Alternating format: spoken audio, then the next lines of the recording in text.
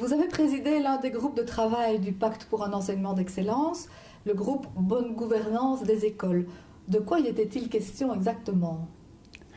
Concrètement, il nous était demandé de repenser le pilotage, le contrôle, ce qu'on appelle la gouvernance aujourd'hui du système scolaire, en sorte d'inscrire chaque établissement dans une logique de responsabilité à travers un contrat d'objectifs qui respecte à la fois son autonomie en tant qu'établissement, mais qui aussi l'amène à rendre des comptes sur la manière dont elle réalise ou non ses objectifs.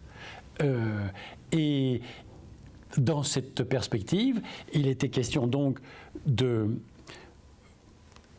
construire ce qu'on appelle aujourd'hui un plan de pilotage qui reprend à la fois le projet de l'établissement, les principaux objectifs que l'autorité publique lui assigne, mais aussi qu'elle choisit elle-même, et les stratégies qu'elle va mettre en œuvre pour réaliser ces objectifs. Et l'idée, c'est tous les 3 ans, tous les 6 ans, eh bien, l'école rend des comptes et on regarde ensemble à quel résultat elle est arrivée, qu'est-ce qui a posé problème, qu'est-ce qui a été déjà bien réussi, dans quel sens doit-elle continuer, quelle stratégie doit-elle modifier pour essayer de faire progresser les élèves et l'établissement. Donc il s'agit de bonne gouvernance de chaque école individuellement, mais aussi de l'ensemble du système scolaire. Tout à fait, tout à fait. Le système articule les deux. C'est-à-dire, d'une part, vous avez des objectifs qui sont, dans toute démocratie, il en va ainsi, des objectifs qui sont assignés par l'autorité publique. Autorité publique qui veille au bon usage des ressources qu'elle met à disposition des écoles pour réaliser un certain nombre d'objectifs qui lui sont propres. Par exemple, si dans une zone, une autorité publique estime que la mixité sociale doit être mieux assumée, ou que l'égalité des chances doit être un peu mieux respectée, ou que le taux de redoublement doit être réduit, eh bien, alors elle assigne pour un certain groupe d'écoles un tel objectif.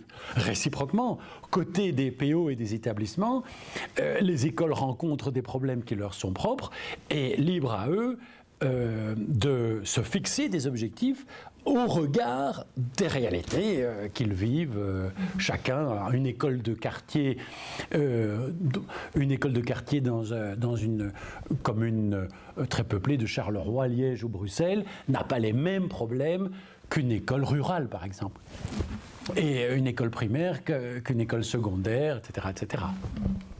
Alors nous n'allons pas redétailler ici l'ensemble du dispositif que vous avez présenté tout à l'heure, mais j'avais envie d'épingler quand même quelques éléments. Alors dans le cadre du plan de pilotage qui est conçu comme un contrat, expliquez-vous bien, entre le PO et le pouvoir subsidiant, on passe d'une logique d'inspection et de respect des règles à une logique de résultat. Est-ce que vous pourriez nous en dire quelques mots? Oui, donc concrètement, notre tradition dans l'ensemble du secteur public et donc aussi dans les écoles, était une logique où il y a des règles qui régissent l'ensemble de l'activité scolaire et ensuite un dispositif de contrôle centralisé qui vise à vérifier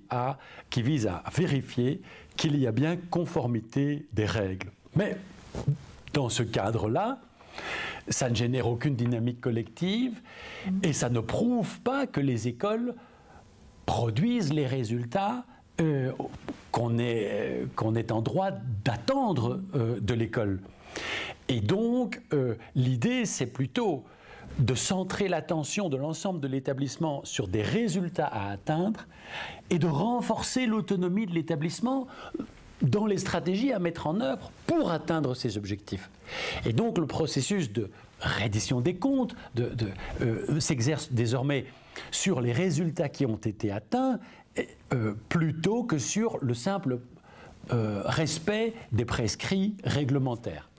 Ben, ça n'empêche pas qu'il y ait encore des règlements, hein. Il ne faut pas exagérer, bien sûr. Les deux vont s'articuler. Alors dans ce même plan de pilotage, l'école doit maintenant définir des objectifs à suivre. Pourriez-vous donner quelques exemples d'objectifs précisément? Alors, première remarque, ces objectifs n'ont de sens que par rapport aux finalités de l'école. Ce pas des objectifs de type purement gestionnaire ou comptable, c'est d'abord et avant tout des objectifs relatifs aux finalités même de l'école. L'objectif, c'est ce qui nous permet de mesurer que l'école progresse dans l'accomplissement des finalités. Il n'y a pas d'autre sens que celui-là. Hein. Premièrement. Deuxièmement, ces objectifs sont variables. L'école assume un certain nombre de missions dans la société, et pour chacune de ces missions, elle peut se fixer un certain nombre d'objectifs. Alors, que pourraient être ces objectifs? Vous pouvez avoir des objectifs en termes d'apprentissage. Par exemple, comme avec des tests externes, comme PISA ou d'autres, vous pouvez avoir donc des objectifs d'apprentissage. Vous pouvez avoir des objectifs de taux de redoublement. La Belgique est tragiquement mal située dans tous les pays de l'OCDE en matière de redoublement. Elle est tout en bas. Il est logique que l'autorité publique s'en préoccupe. Donc on pourrait avoir un objectif en termes de réduction du taux de redoublement. On peut avoir un objectif en termes de promotion de la mixité sociale ou bien en termes de promotion de la citoyenneté. On pourrait avoir un objectif en termes d'activité culturelle. Vous voyez, un peu dans tous les domaines, il peut y avoir des objectifs. Certains sont quantitatifs et peuvent être associés à des indicateurs, comme par exemple l'évaluation du type d'apprentissage à certains âges. D'autres peuvent être proprement qualitatifs. On ne va pas mesurer quantitativement la promotion de la citoyenneté. Mais on va réaliser un certain nombre de choses et on va se fixer un objectif alors qualitatif.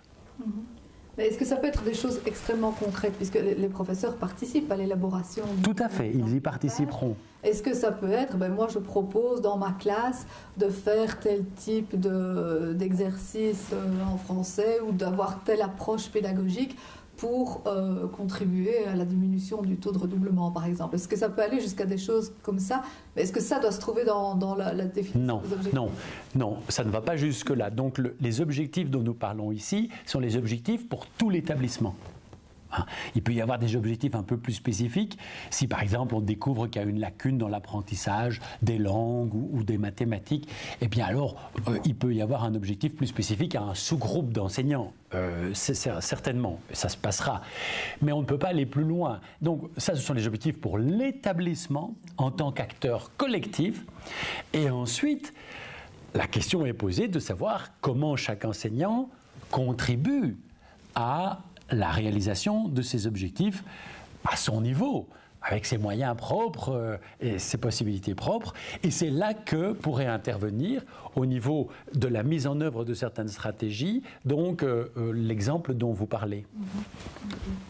Alors, concernant le rôle du DCO, donc le délégué au contrat d'objectifs, qui sera ce DCO? Est-ce qu'on va créer une nouvelle fonction? Est-ce qu'il dépendra de l'administration? Est-ce qu'il va aller d'école en école pour évaluer ce qui se passe? Voilà, c'est une question importante.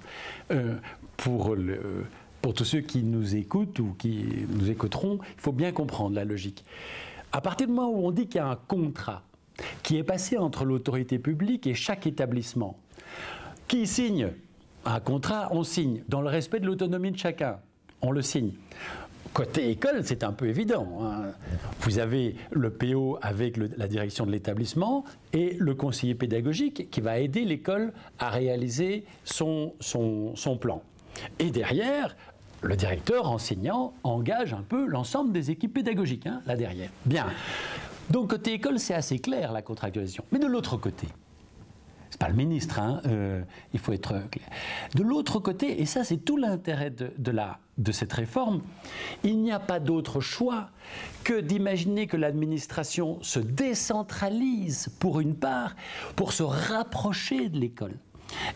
Et les DCO dont nous parlons ici seront des responsables qui représentent l'autorité publique, qui seront proches des écoles avec lesquels il y a passage d'un contrat, qui seront très proches de ces écoles et qui seront répartis dans des zones, avec des directeurs de zone. Donc il y a un processus qui est déjà un peu en cours, parce qu'il y a déjà ce genre de zone.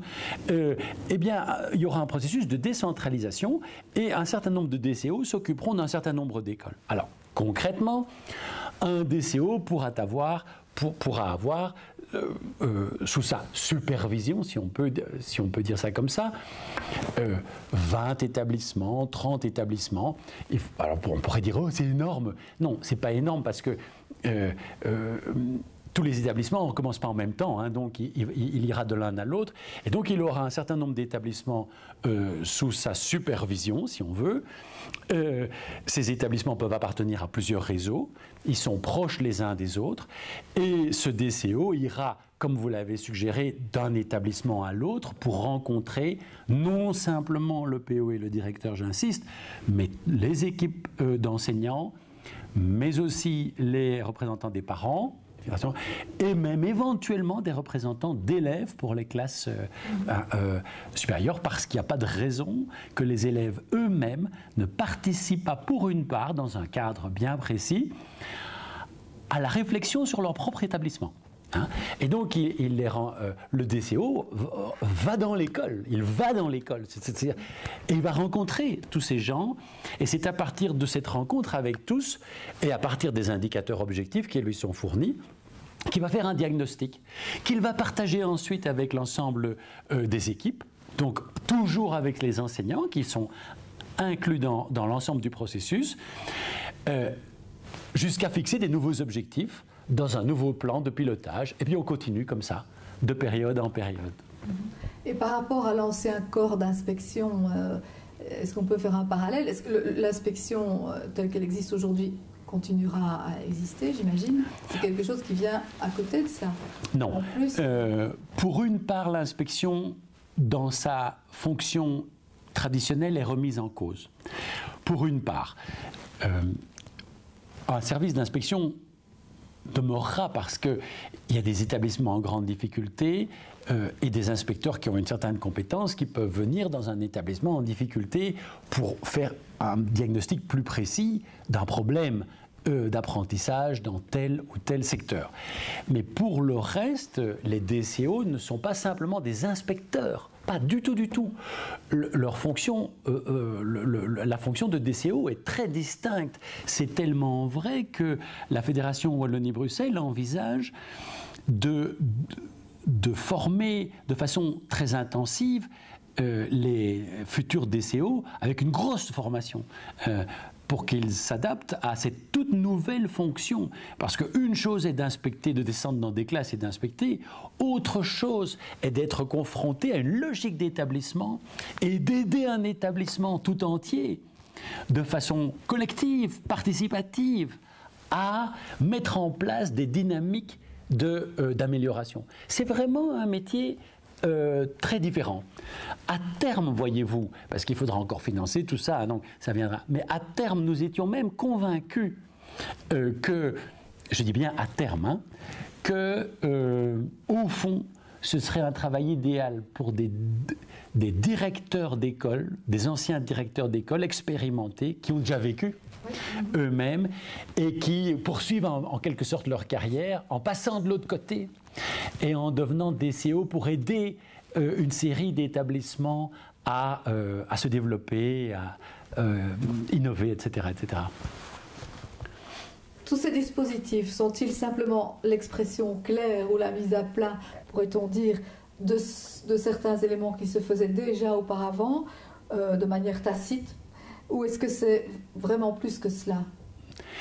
Je crois que les valeurs sous-jacentes à ce dispositif sont connues et partagées par tous. De ce point de vue, il ne faudrait pas en exagérer le caractère innovant.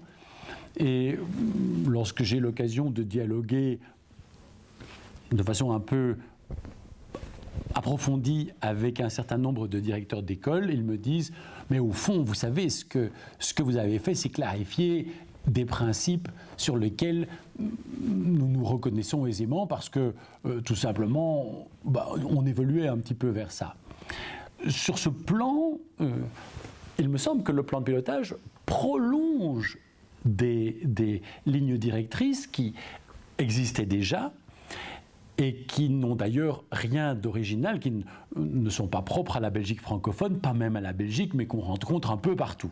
Hein, donc, de ce point de vue-là. Je crois néanmoins qu'il introduit des innovations assez radicales. D'abord, du point de vue de l'administration. Pas de l'école peut-être, mais de l'administration, qui est amenée à se restructurer en profondeur pour se rapprocher des écoles et pour les soutenir en dépassant la structure mentale du pouvoir de contrôle centralisé. Ça, c'est déjà, et je vous assure que c'est un enjeu énorme, hein, celui-là. C'est un enjeu énorme. Deuxièmement, ce qui n'a quand même jusqu'ici pas été fait, c'est que cette autorité publique rencontre l'école dans une telle dynamique, rencontre les équipes pédagogiques, les enseignants, les parents et même des élèves, et réfléchissent en sorte de construire un diagnostic partagé des objectifs de l'école. Ce qui n'a pas jusqu'ici été pleinement assumé non plus, c'est que l'autorité se porte ensuite garante de cet avenir partagé. Ça, il me semble qu'il y a là des éléments qui, quand même, sont substantiels. Et en particulier, celui de la création d'une dynamique collective autour de cet avenir partagé. Voilà, ça, je dirais que c'est quand même assez neuf. Alors vous évoquiez justement les valeurs qui sous-tendent cette réforme et qui étaient en tout cas unanimement partagées par les membres du groupe que vous présidiez. Est-ce que vous pourriez un petit peu les expliquer? Oui, donc tout à l'heure, c'est ce que j'ai un peu essayé de dire dans ma conférence. Si tous les acteurs de l'enseignement, vous imaginez un peu, c'est énorme, aussi bien les réseaux, le politique, les experts, les organisations syndicales, l'administration, si tous ces gens qui se trouvaient autour de la table ou proches sont tombés d'accord, si le gouvernement ensuite a approuvé ça pratiquement dans son intégralité, c'est bien qu'il y avait un consensus sur des valeurs fondamentales. Sinon, on n'y serait pas arrivé. Alors, ces valeurs, je pourrais en citer quelques-unes. Ces valeurs, c'est d'abord le principe même de contrôle démocratique. Dans une démocratie, chaque entité qui est en charge de produire des biens publics doit accepter de rendre des comptes sur la manière dont elle utilise les ressources qui lui sont allouées pour délivrer ces biens publics. Ce n'est pas un principe de management, c'est un principe de fonctionnement de la démocratie.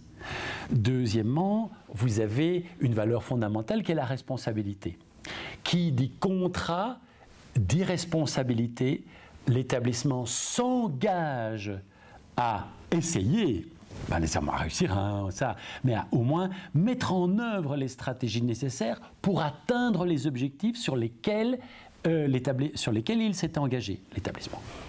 Et donc, qui dit responsabilité dit aussi autonomie. Nous parlons de contrat. Nous ne parlons pas d'une directive ou d'un plan, nous parlons d'un contrat. Un contrat signifie qu'il y a respect de l'autonomie des parties et que chaque partie s'engage littéralement en signant. D'où il y a respect de l'autonomie de l'établissement pour ce faire. Mais qui dit responsabilité dit aussi clarification des attentes. C'est pour ça...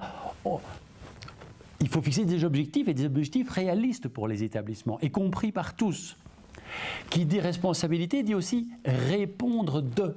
Et ça, c'est la question de la reddition des comptes, où il y a un très beau mot qui traverse toutes les institutions publiques aujourd'hui, c'est le mot de redevabilité. Voilà, nous sommes redevables et nous assumons cette valeur de redevabilité. Il y a aussi la question de la reconnaissance, qui est une valeur fondamentale. Il s'agit que les établissements, et à travers les établissements, les enseignants eux-mêmes, soient reconnus pour leurs efforts, pour leurs résultats, mais aussi pour leurs difficultés. Et ils peuvent avoir fait des efforts et puis ne pas atteindre l'objectif parce qu'il y a des nouvelles difficultés qui surgissent. Il faut le reconnaître aussi. Et le dispositif le favorise. Et puis il y a une valeur à laquelle on ne pense pas toujours, qui est la valeur de réflexivité. Le fait, individuellement et collectivement, d'assumer le regard d'autrui pour réfléchir à ce que nous sommes, pour essayer de dépasser les problèmes que nous avons dans la perspective d'une amélioration, d'un processus d'apprentissage. Cet apprentissage, j'insiste, est à la fois individuel et collectif, et le plan de pilotage est fondé sur cette valeur aussi de réflexivité. Ça ne va pas être facile, je pense, dans un premier temps, ce ne sera pas évident. Et justement, à l'échelle de chacun dans sa fonction, qu'est-ce que ces dispositifs vont changer? Par exemple, pour le prof dans sa classe.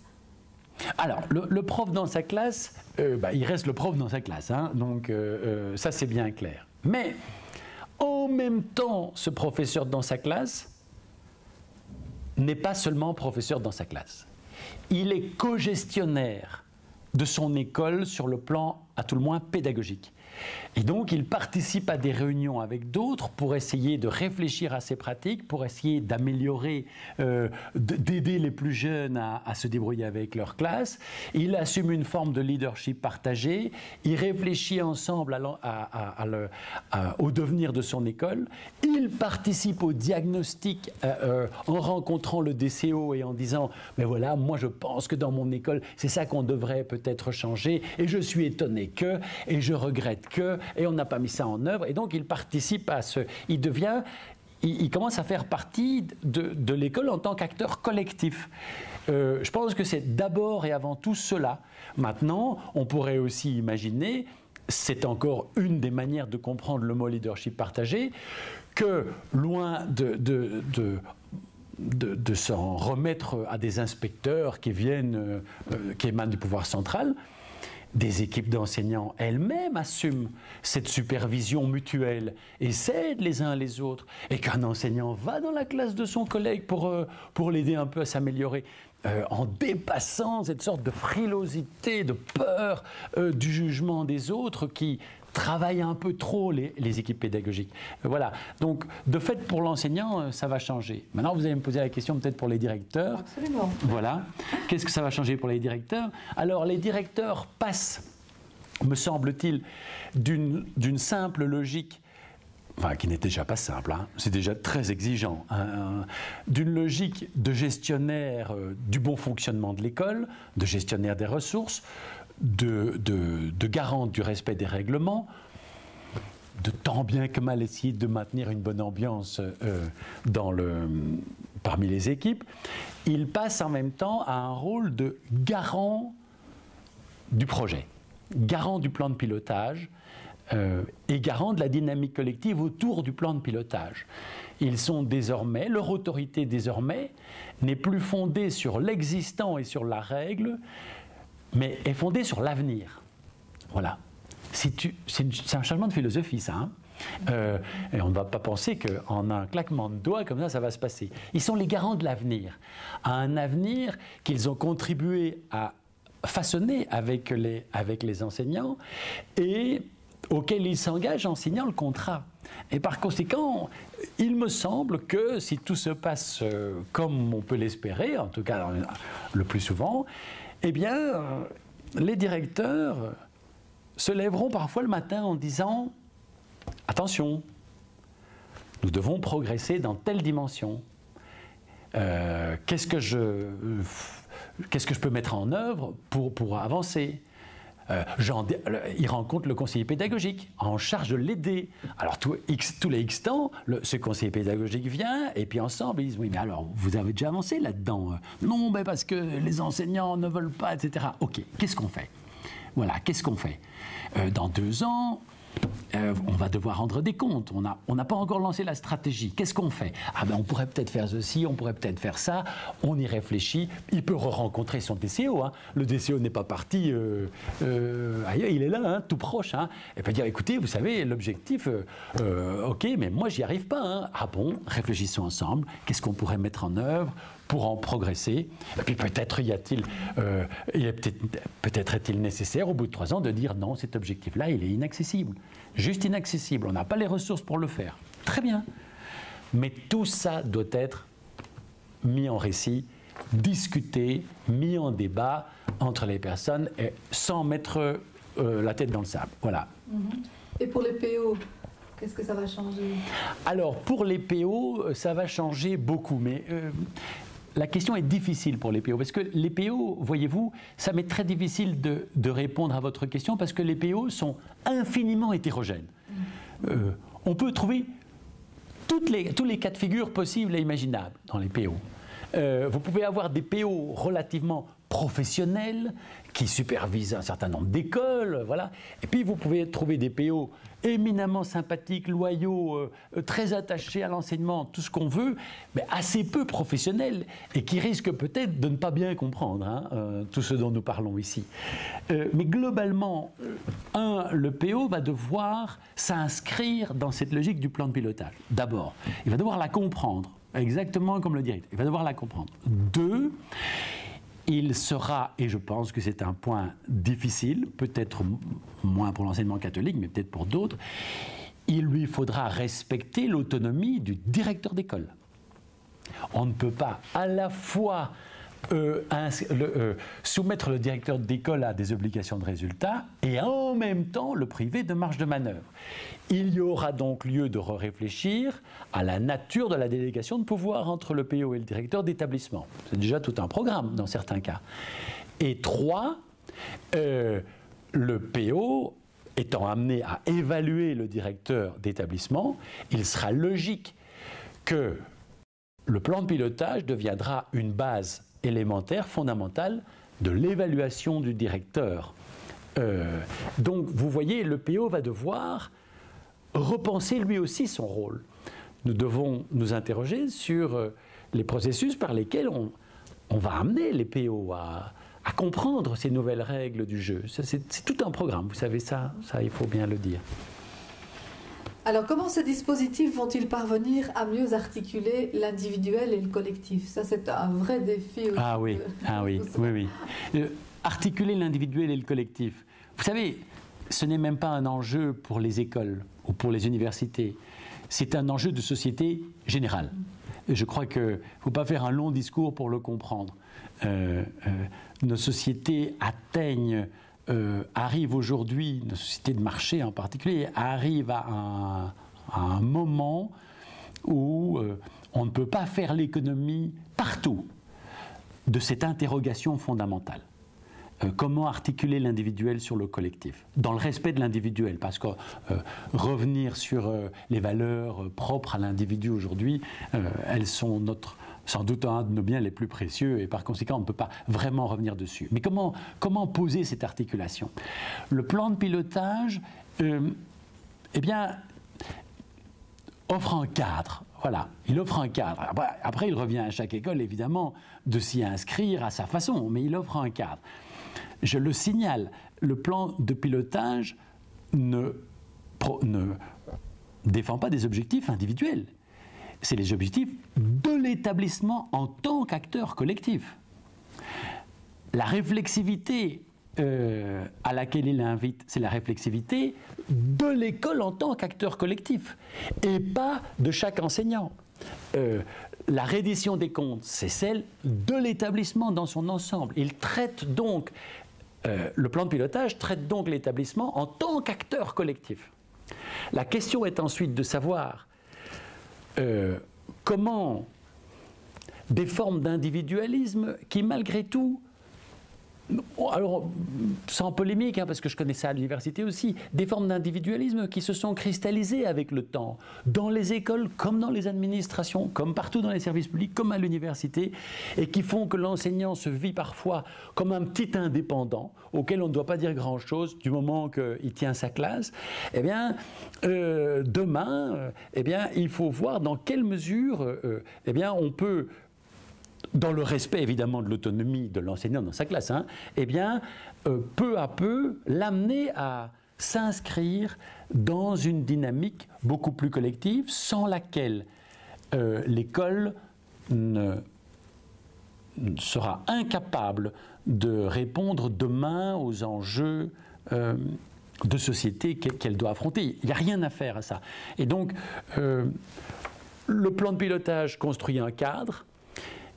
Et ensuite, il appartiendra aux directions des établissements, aux conseillers pédagogiques, à ceux-là des enseignants qui ont déjà, enfin je veux dire, qui épousent plus naturellement cette logique d'attirer les autres dans une forme de fonctionnement plus collectif. Est-ce que c'est cette inscription dans cette nouvelle dynamique qui va rendre une certaine légitimité à l'école et aux enseignants? Donc moi je suis convaincu que le pacte d'excellence et le fait que les citoyens aient le sentiment que l'école est animée par une forme de dynamisme tout neuf et engagée dans un processus qui respecte le contrôle démocratique et dans un processus où elle rend des comptes sur ses efforts et sur les résultats qu'elle atteint, que cette conscience est de nature à restaurer, pour une part au moins, la légitimité de l'école. Ça, j'en suis convaincu, et me frappe le fait qu'aujourd'hui, avant même que déjà ça ait commencé, ça n'a pas encore commencé, eh bien, avec les problèmes politiques qu'on connaît, ça me frappe de voir à quel point les médias, de façon relativement cohérente, ensemble, se soucient du sort du pacte d'excellence. Quand nous parlons de la Fédération Wallonie-Bruxelles et du blocage politique qu'il y a, alors c'est un tout autre sujet, eh bien, la première question qui vient pour Fédération Wallonie-Bruxelles, c'est « Et là, attention, il y a le pacte d'excellence. » Pas question de l'entraver. Et donc, vous voyez déjà, malgré tout, que peu à peu, avec le temps, en tout cas les médias et ceux qui s'intéressent à l'école d'une façon ou d'une autre, les décideurs, les observateurs, tout cela commence à se dire il faut aller de l'avant, c'est un enjeu fondamental et il faut que ça progresse. Donc, je pense que dès aujourd'hui déjà, je vois même, parfois on me parle même des gens qui ne se sont jamais occupés de l'école et ils disent « il est temps ». Voilà, il est temps. Il y a ce sentiment d'urgence, de nécessité aujourd'hui qui est très très largement partagé et donc chez les citoyens, un petit soulagement de se dire « ah, enfin on y va ». Donc moi je pense que dès aujourd'hui, le pacte d'excellence a déjà quelque peu contribué à, disons, replacer l'école au cœur du débat, et ça c'est déjà une magnifique performance, c'est de la replacer au cœur du débat, et demain, si ça fonctionne, et si chacun se dit, attention, ils rendent des comptes, ils font leur possible, etc., eh bien, peu à peu dans la population, je ne doute pas qu'il y ait un surcroît de légitimité. Si ça fonctionne, dites-vous, mais justement, quels sont les éléments indispensables pour que ça fonctionne? Est-ce que c'est seulement une question de moyens financiers? Non. Quels sont les éléments importants? Non, d'abord, ce n'est pas seulement une question de moyens financiers. Ça l'est aussi pour une part. C'est-à-dire si maintenant un directeur est submergé de tâches administratives et qu'il ne bénéficie d'aucune aide, d'aucun type, forcément, alors il n'a plus le temps de s'occuper de ses équipes et d'animer les équipes, etc. Donc, de fait, si l'école ne reçoit pas un soutien en termes de comptabilité, etc., et qu'il y a des mécanismes de simplification administrative et d'automatisation et d'informatisation dignes de ce nom, forcément, l'école est handicapée dans son renouveau pédagogique. Donc, bien sûr, c'est aussi une question de moyens financiers. Mais tout le monde sait que notre enseignement n'est pas sous-financé, il coûte assez cher au regard des comparaisons internationales. C'est aussi et avant tout une question de dynamique collective, de dynamique d'apprentissage et de cycle d'apprentissage et d'amélioration. Et donc, vous me posez la question des conditions de réussite. Ou peut-être des difficultés qui feraient que ça ne fonctionnerait pas convenablement. Je pense que les conditions de réussite seront liées d'abord, dans un premier temps, au choix des DCO, c'est-à-dire de ceux qui seront les interlocuteurs des écoles. Je pense que c'est une condition de réussite fondamentale. Il y aura peut-être là aussi des des facteurs d'apprentissage, hein, ça ne va pas venir en un jour, c'est toute une nouvelle manière de fonctionner, ça ne va pas venir en un jour, mais c'est vrai que c'est une dimension critique. La deuxième, c'est un autre facteur de succès, c'est la compréhension par les PO des nouvelles règles du jeu, et le fait que les PO s'inscrivent dans ces nouvelles règles du jeu. 3, il y a la question de la formation des directeurs. Hein, on ne s'improvise pas leader au service d'une dynamique collective quand on a passé son temps à essayer de gérer administrativement une école, et c'est vrai partout, Donc, je pense que ça, c'est encore une condition de réussite. La quatrième, sans doute, dépend plus des réseaux, c'est la capacité, via les conseillers pédagogiques, eux-mêmes d'ailleurs devant être formés, de soutenir les écoles dans cet accomplissement, et de façon très régulière, c'est-à-dire de maintenir le contact avec le directeur, de lui permettre d'échapper à son isolement, parce que c'est parfois vraiment difficile, et régulièrement de remettre en disant où est-ce que vous en êtes, où sont les difficultés, oui mais ça je pense que je ne serais pas capable d'y... Ok, très bien, mais peut-être pourquoi, réfléchissons, voilà. Ça je pense que c'est une condition, ce sont des conditions de réussite, tout ça. Et les difficultés qui pourraient intervenir, du coup, parce que c'est aussi une question individuelle, même si c'est pour aller vers le collectif, il y a aussi... oui, concrètement, un jour, il y aura peut-être un PO qui ne comprendra pas et qui va, ça se passe tous les jours, et qui par son attitude, va démotiver le directeur d'école. Ou bien, il y a un directeur d'école qui sera dépassé par les événements et qui ne sera pas...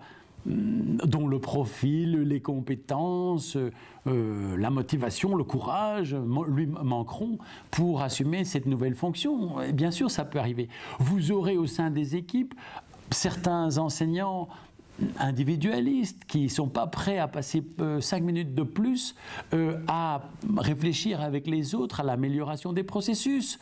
Et il faudra traiter ça. Absolument. Puis vous aurez des difficultés qui ne viennent pas du dispositif, mais qui viennent de l'évolution de la démographie autour de l'école et de l'environnement de l'école. Et il faudra les assumer, ces difficultés. C'est que quand on a, voilà, tous les enfants, c'est pas à vous que je vais dire que tous les enfants n'ont pas le même niveau en arrivant, et qu'aujourd'hui l'école est confrontée à des défis en matière pédagogique, mais en matière culturelle aussi, qui sont considérables. Et donc les difficultés viendront également de l'environnement, et il faudra assumer tout ça. Voilà. Mais vous, personnellement, vous avez l'impression d'avoir participé à quelque chose de vraiment intéressant du point de vue personnel, mais aussi du point de vue collectif? Écoutez, je vais vous dire très, très franchement, un jour, le secrétaire général de la Fédération Wallonie-Bruxelles m'a téléphoné en me disant est-ce que vous êtes prêt à présider le groupe de travail gouvernance des écoles? Bon, moi je suis à l'UNIF, donc j'ai dit oui quand même, on est un service public, si je peux me rendre utile quelque part modestement, on n'y connaît pas grand-chose, je veux bien le faire. Et puis après je me suis assis avec tout le monde, je les ai tous découverts, tout ce monde, tous ces grands acteurs qu'on voit dans les journaux de l'environnement qui interviennent. Et puis on a commencé à réfléchir, qu'est-ce qu'on pourrait faire. Et lorsque, 3 mois plus tard, parce qu'en plus ça s'est passé très très vite, en fait, beaucoup plus vite que prévu, j'ai vu qu'on convergeait au moins autour d'un certain nombre de principes directeurs alimentés par ce consensus sur les valeurs, et qu'on a commencé à dire, à partir de janvier, je crois, on avait démarré en octobre, en janvier, on se voyait très très régulièrement, et en janvier, j'ai vu le groupe qui était en train de converger, mais tous parents, réseaux, politiques, que tout le monde convergeait. C'est vrai que moi j'ai vécu ça comme une sorte de petit miracle. Je me suis dit mais c'est extraordinaire.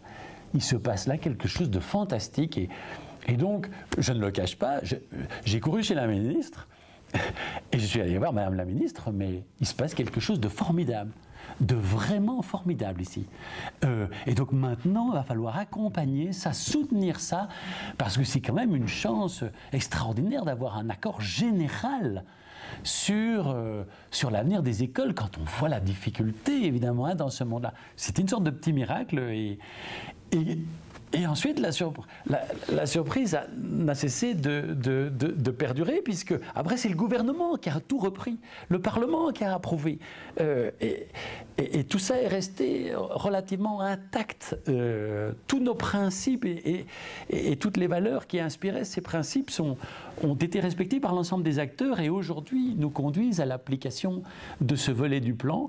Et donc, c'est vrai qu'à titre personnel, pour moi, c'est une magnifique expérience. Voilà, c'est vraiment une magnifique expérience. Et d'avoir, très modestement, à mon petit niveau, pu contribuer avec tous ces acteurs importants de l'enseignement, d'avoir pu contribuer à ça, ben voilà, ça procure quand même un sentiment d'utilité, voilà, un sentiment d'utilité.